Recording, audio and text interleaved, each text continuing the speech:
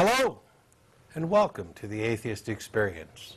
I'm your host, Matt Dillahunty. Joining me this week, Tracy Harris. Hello. How are you? Good. We're so glad you could join us today. Oh, screw all that.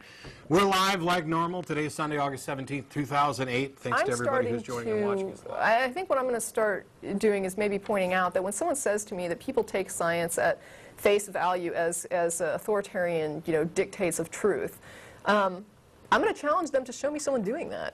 Yeah. I'm not going to say that it never happens, but it certainly doesn't happen to the degree that it's dialogued about. But even those people that do, even when they come up with examples, okay, those people are wrong. You don't, right. I mean, right, but that's what I'm saying. They may have the correct answer for the wrong reasons. That's right. entirely possible. And that's part of my point, is that, does the number of people who make this error merit the amount of dialogue that it gets and the chastisement that is laid down for it? And I don't believe that it does. Well, I think there's a significant chunk of the population that would just accept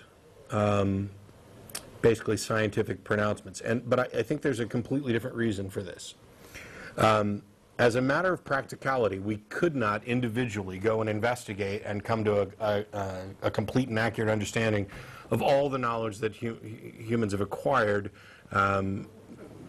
So we have to rely on authorities. If I talk to Mark, a physicist, and he gives me an explanation of something, I'm going to generally accept his explanation, especially if it's one that I don't understand, which happens quite a few times. I'm going to accept that he got it right. But the thing is that my acceptance of that is tentative. If some other physicist comes up and explains why Mark got it wrong, now I've got a conflict. And then I have to begin evaluating which of these experts is more reliable. And I can't just go with my gut and say, that one sounds better to me, because I'm not an expert at it at all. So the only solution at that point is to go out and investigate. And this is one of the reasons why we end up relying on consensus science. And as long as we're all doing this with the understanding that all scientific findings are tentative, that new evidence always leads us to reevaluate these things and possibly come up with new theories, new models that completely overturn old ones. Although I have to say that as we progress, the likelihood of overturning long-established scientific models begins to decrease dramatically. It's not like we are likely to find new evidence that our understanding of gravity is completely wrong. We may learn more about it.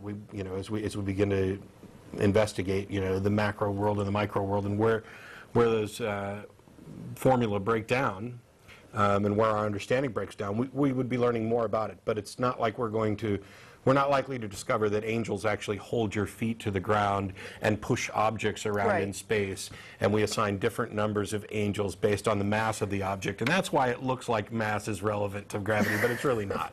I mean, it's absurd in the extreme to think that we would ever discover that we were that wrong. We have a sufficient basic understanding that we build from, that those kind of, world-turning or world-overturning discoveries are just not likely to happen. Right. One of the things that I had, that I'm glad I just read it because it reminded me, part of what made me want to talk about this was a dialogue that I had in person with a theist who looked at a statement in the paper that had to do with the findings from the Mars rover. Mm-hmm. And there was something in the paper that talked about one of the findings and what it implicated.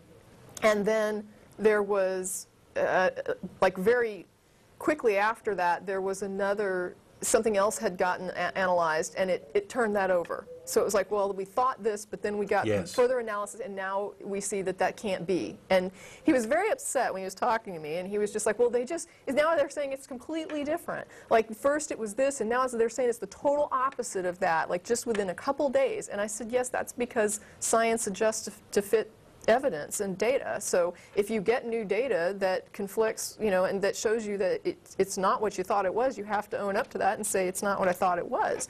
And one of the things I said to him was, when you tell me something, when you make a claim, when you say to me anything, doesn't that come with an understanding that it's based on everything you know? Yeah. And so what I wrote was, scientists speak with an asterisk beside every statement that footnotes this: based on the best and most current data available.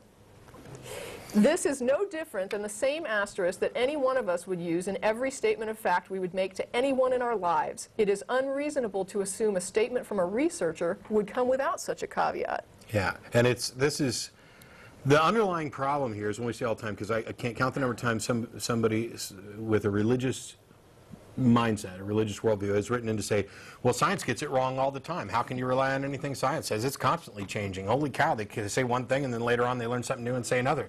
So there's no good reason to rely on science at all. Oh, please. Have you ever been to a doctor? Do you eat food? Do you watch the TV show? Do you have glasses? Computer. Are you aware that we sent people to the moon? iPod. Do you have a computer? I mean, all these amenities, that's science in action. There is good reason to rely on the findings of science. The problem here is not science, it's you. You're expecting firm, true, authoritative answers because that's what religion offers. Religion is unchanging. It says God did it and that's all we ever need to know. It inhibits investigation. It can't change. Most of them are completely immune from change. And in fact, you're forced to ignore or rationalize away evidence that would conflict with a religious worldview. This need, this intense curiosity that we have, this uncomfortable feeling we have with not knowing, this desire to have answers, I understand it. It drives all of us. It's what drives scientists. Scientists are ever trying to approach that truth. But we've come to understand that because of our failings and our limited knowledge and the fact that we're fledglings at this, that all of our discoveries are tentative. There aren't absolute truths. But religion feeds you this idea and builds up a mindset where you're expecting to get answers, because that's what religion pretends to give you. When in fact, most religions, at least as far as I can tell, don't actually offer real answers at all. They offer non-answers. Where did the universe come from? Well, God created it. Well, you haven't told me a thing, because you cannot describe any mechanism for this. You cannot even possibly come to a description of God. In fact, you might say that God is beyond our ken completely, that we can't even understand it. So you haven't offered me an explanation.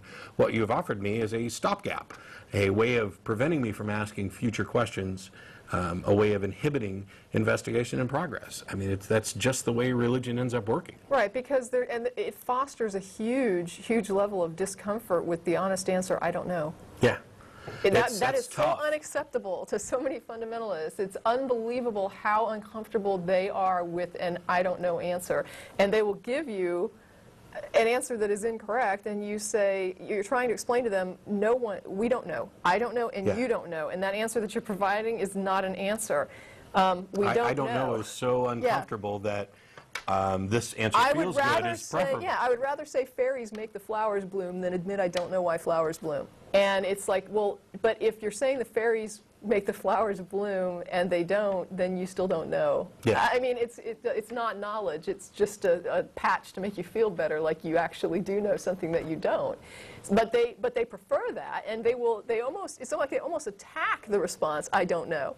You'll say, I don't know, and they will say, oh, see, you don't know. Yeah. And it's like, It right, could be. I don't know. I and might why be is that a right. problem?